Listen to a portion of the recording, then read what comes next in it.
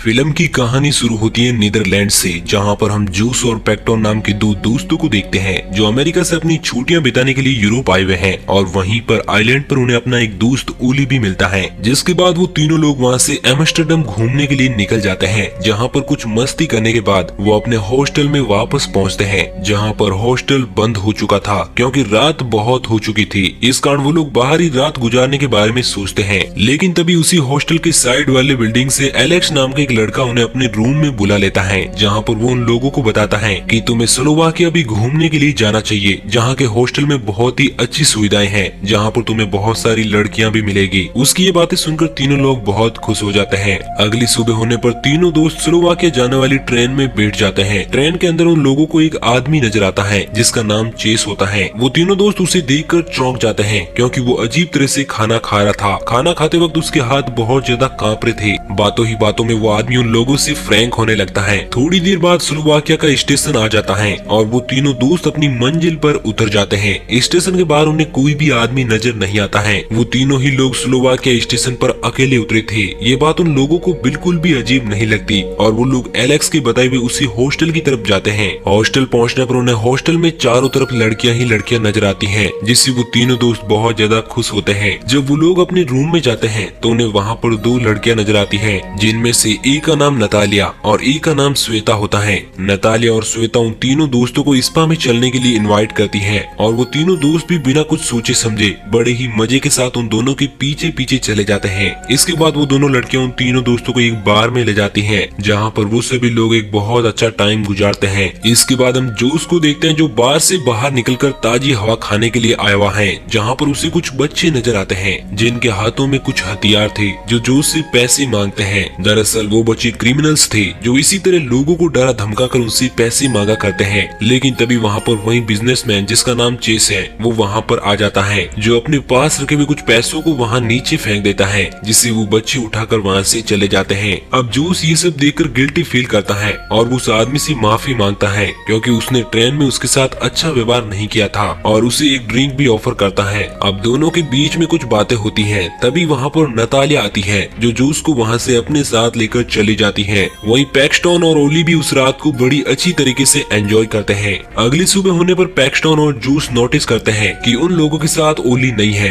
वो उसे इधर उधर ढूंढने लगते हैं। रिसेप्शन पर जाने पर उन्हें पता चलता है कि ओली वहाँ से जा चुका है। पैक्सटन उसे कॉल लगाने की कोशिश करता है लेकिन उसका कॉल नहीं लगता। उन लोगों को समझ नहीं आता कि आखिर ओली कहाँ पर चला गया। तभी वहाँ पर एक लड़की आती है जिसका नाम काना है, जो उन लोगों को एक मोबाइल में पिक्चर दिखाती है जिसमें हम ओली को देख पाते हैं जो कि एक लड़की के साथ मौजूद था। उन दोनों को लगता है कि शायद ओली किसी लड़की के साथ एंजॉय कर रहा है, लेकिन फिर भी वो उसे ढूंढने के लिए शहर की तरफ आगे बढ़ते हैं। रास्ते में उन लोगों को वही बच्चों का ग्रुप मिलता है जो उन लोगों से पैसे मांगता है। जॉस पैक्सटन को बताता है कि ये बच्चे बहुत ज्यादा खतरनाक हैं जो लोगों से इसी तरह पैसे मांगते हैं। तभी उन लोगों को वहाँ पर एक आदमी नजर आता है जिसने ओली की ही तरह स्वेटर पहनी हुई थी। उन लोगों को लगता है कि शायद वही ओली है, तो वो उसका पीछा करते हुए आगे बढ़ने लगते हैं। चलते हुए वो लोग एक म्यूजियम में पहुंच जाते हैं जो कि बहुत ही डरावना था, जहां पर उन लोगों को पता चलता है कि वो किसी और का पीछा कर रहे थे। अब वो दोनों नाखुश होकर वहां से वापस लौट आते हैं। इसके बाद उन्हें ओली का एक मैसेज आता है जिसमें वो उन तीनों लोगों को बताता है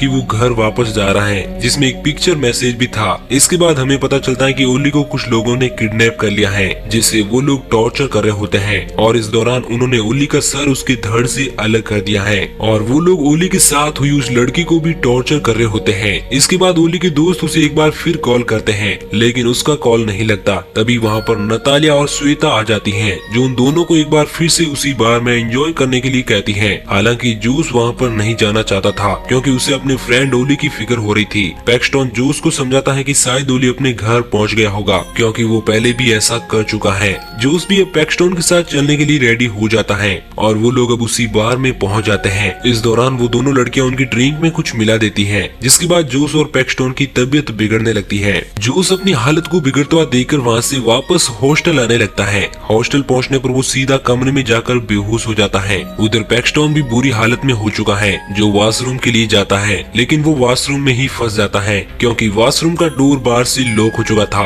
और वो वहीं पर बेहोश हो जाता है। जूस को होश आने पर वो अपने आप को किसी रूम में पाता है जहाँ पर चारों तरफ उसे बहुत सारे उजार नजर आते हैं। जो उसके चेहरे पर एक मास्क लगा हुआ था, अब वो बुरी तरह से घबरा रहा था। तभी वहाँ पर एक आदमी आता है जो उसका मास्क हटाता है और उसकी छाती पर ड्रिल मशीन से दूध छेद कर देता है, जिससे जूस की हालत बहुत ही ज्यादा खराब हो जाती है। और हम देख पाते हैं कि वो आदमी कोई और नहीं बल्कि बिजनेसमैन आदमी है जिसका नाम चेस है। चेस जूस को बताता है कि वो बचपन से ही एक मेडिकल सर्जन बनना चाहता था, लेकिन उसके हाथ कांपने की वजह से वो ऐसा नहीं कर पाया। जूस उससे अपनी लाइफ की भीख मांगता है और उससे कहता है कि वो उसे यहाँ से जाने दे। इसके बाद चेस उसके दोनों पैरों को नीचे से काट देता है और उसके बाद वो उसके दोनों हाथों को खोलकर पैर खोलकर वहाँ से जाने के लिए कहता है। गेट खुला देखकर जोस भी वहाँ से भागने की कोशिश करता है, लेकिन वो देखता है कि उसके दोनों पैर बुरी तरह से कट चुके हैं और वो वहाँ से रेंगते हुए उस रूम से बाहर निकलने की कोशिश करता है, लेकिन तभी चेस जोस का गला काट देता है।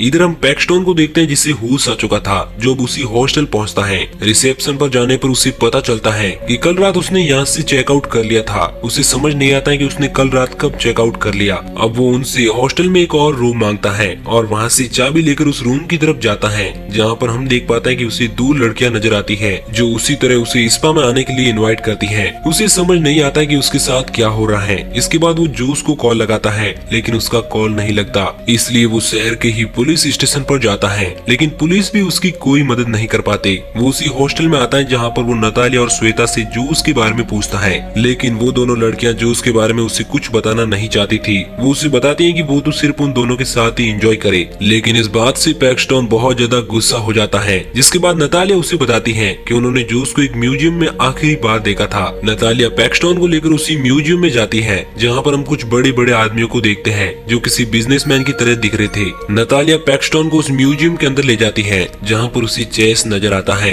पैक्सटोन देखता है कि चेस उसके दोस्त जूस की बॉडी के साथ किसी तरह की सर्जरी कर रहा है और उसकी बॉडी को बहुत ही बुरी तरह से काट पीट रहा है। ये सब देखकर पैक्सटोन को चेस पर बहुत ज्यादा गुस्सा आता है, लेकिन इससे पहले कि वो पैक्सटोन के साथ कुछ कर पाता, वहाँ पर कुछ सिक्योरिटी गार्ड आ जाते हैं जो उसे पकड़ लेते हैं। पैक्सटोन वहाँ पर नोटिस करता है कि वहाँ पर मौजूद कई लोग चिल्ला रहे हैं क्योंकि उन लोगों को भी कोई ना कोई टॉर्चर कर रहा होता है। ये देखकर पैक्सटोन बुरी तरह से डर जाता है। उसे एक रूम में ले जाया जाता है जहाँ पर दो लोग मौजूद थे। जहाँ पर मौजूद एक आदमी को पता चलता है कि पैक्सटोन एक अमेरिकी है, तो वो उसे कैंची से टॉर्चर करने लगता है और उसे बांधकर उसकी 2 उंगलियां काट देता है, जिससे पैक्सटोन को बहुत ज्यादा दर्द होता है। हालांकि इस बीच उसकी हथकड़ियां खुल चुकी थी और अब वो आदमी अपने पास रखी हुई एक चैनसो से पैक्सटोन को खत्म करने के लिए आगे बढ़ता है, लेकिन इस दौरान वो वहाँ पर पड़े हुए खून के कारण फिसलकर वहीं पर गिर जाता है और वो चैनसो उसी के ऊपर गिर जाती है, जिससे उसका एक हाथ कट जाता है। ये मौका देखकर पैक्सटोन पास ही रखी एक गन उठाकर उस आदमी को शूट कर देता है, लेकिन तभी वहाँ पर कुछ सिक्योरिटी गार्ड आ जाते हैं। पैक्सटोन उन लोगों को भी उसी गन से शूट कर देता है